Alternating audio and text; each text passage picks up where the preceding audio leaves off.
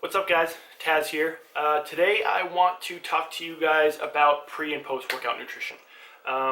This can be a pretty hairy subject and it can get pretty complicated pretty quick, so I'm going to try and keep it as simple as I can without getting too involved. I have a tendency to literally go off in left field and get really deep into like the science portion of what happens when you eat when you don't eat, what hormones are getting put out into your body, what nervous systems are,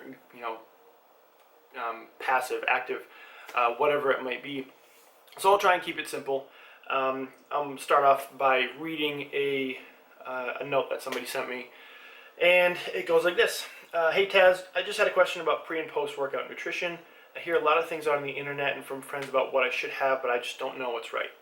Things like how many carbs, how much protein, how soon after my workout should I have it? I just want to know what's best so I can get the most out of my time in the gym. Thanks. So first thing I'm going to tell you is to identify your goals. Two kind of the major goals is either build muscle or lose fat. And these are two very, very conflicting goals. And once you identify your goal, then you can kind of determine what's going to be best for you. All right, so let's just go over what happens when you eat food, so then you can kind of make an educated decision based upon what I tell you guys. And I'm just going to tell you what works for me, and you guys can just go from there. So when you eat a meal specifically containing carbohydrates, what's going to happen is your body's going to release insulin. You need insulin in order to process those carbs and use them to go through protein synthesis, get bigger, get stronger, get faster. The carbs and the glucose can't just get into your cell on their own. All right, so say the cell's over here. You have your glucose, you have your insulin. They come together and they have to get into the cell. It's kind of like the bouncer. Carbohydrate is you, insulin is the bouncer, gonna bring you into the club. So you need insulin in order to get that glucose into the cell. All right, that's point number one. Insulin is an inhibitor of burning fat. Your body cannot burn fat in the presence of insulin. It's basically impossible, okay? So keeping that in mind, if you are trying to burn fat, all right, we're gonna go over trying to burn fat first. If you're trying to burn fat, it might be most beneficial for you to not eat right after your workout. Okay, this might go against a lot of what you hear. A lot of people say, oh, you need to eat right after your workout if you want to blah, blah, blah. But let's take it from a hormonal standpoint, okay? You have, while you were working out, let's go to the other side. While you're working out and you have your sympathetic nervous system or your fight or flight system up and active, your body's putting out growth hormone, all right? So I've talked about growth hormone in just a second, and I've talked about insulin, all right? Funny thing about these hormones is that they cannot exist in the same environment, all right? And they're two very, very different things. So I just said insulin inhibits fat loss. Growth hormone promotes it, okay? So growth hormone, in the presence of growth hormone, your body's going to burn fat, all right? So like I just said, they can't exist in the same environment. So when you eat, insulin goes up. When you're working out, growth hormone goes up. So you've probably noticed that when you eat a big meal, you kind of get tired, okay? It's called your rest and digest, or your parasympathetic nervous system. I just mentioned your sympathetic nervous system with your growth hormone when you're working out. You have your parasympathetic when you eat, okay? It kind of brings you back down. Your rest and digest, your body is focused on, digesting the food that you just ate, okay? So growth hormone helps burn fat. When you're working out, higher growth hormone. When you eat, higher insulin. These two can't exist in the same environment. What usually wins out is the insulin. Okay, so you're working out, you have your growth hormone going, you're burning fat, you're doing well, and as soon as you eat, boom, this goes up, this goes back down. It's not a good environment for burning fat anymore, since that insulin goes up, since you need that to digest the carbs to get back the recovery. So what I just said, in a nutshell, when you eat, insulin goes up. When you work out, insulin goes up. Okay, these two can't exist, so the insulin usually wins out, the growth hormone drops, fat burning stops. Okay, so if you're strength training, for fat loss, if you're working out for fat loss, it might be beneficial to not eat directly after the workout so you keep those growth hormone levels up. Okay, with that being said, let's go to the other spectrum. Strength training. You're trying to get bigger, you're trying to get stronger.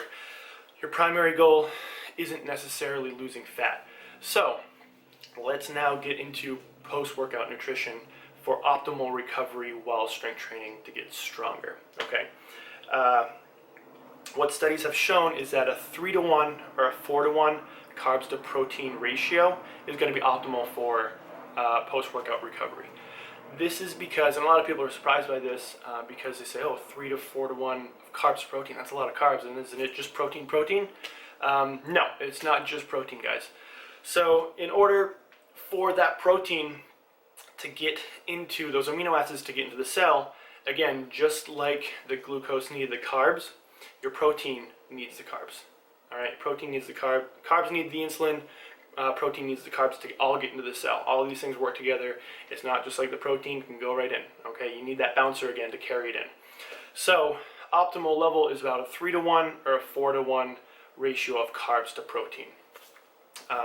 So studies have shown that actually a glass of chocolate milk is great for increasing your recovery because 8 ounces of chocolate milk has roughly 24 grams of carbs and 8 grams of protein. So that's 3-to-1, perfect.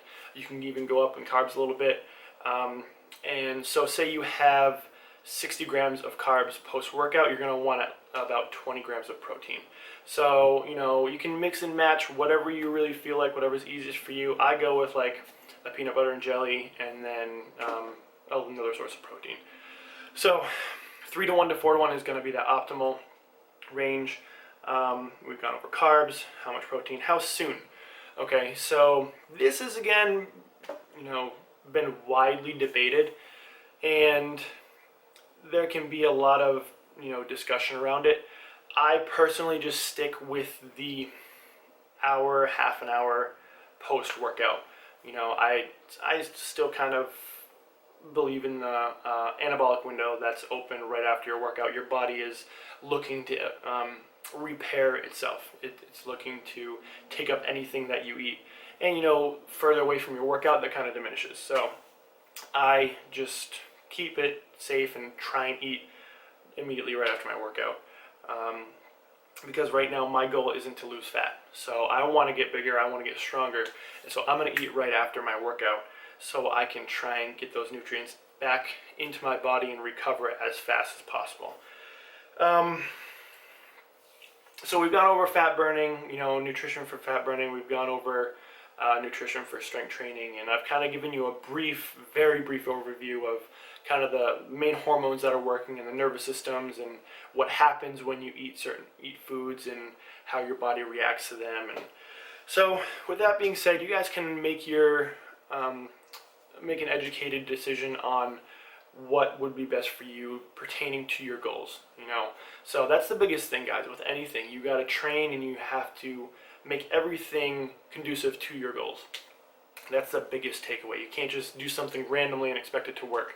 You really need to break down what you're working for and tailor everything in your life, from the sleep you get, from the nutrition that you get, from the workouts that you do. Everything needs to go towards you reaching that goal. And it can come down to whether or not you're eating after your workout, how much, how often, so on and so forth. So take that, guys. I hope it helped, and I hope it helped clear up some of the stuff that's out there. I just kind of tell you what I do, what works for me. Again, everybody's going to be different, and not everybody will agree with the anabolic window half an hour after. Not everybody will agree with some of the stuff I said. So take what I said and kind of just use it, play with it. When you find something that works, run with it. That's it. Don't try and reinvent the wheel. If it works, if it ain't broke, don't fix it. So take that for what it's worth. I hope it helps. If you guys enjoyed this video, give it a thumbs up. I know I might have gotten a little fuzzy in there. But yeah, hope you guys enjoyed it. I'll catch you guys later.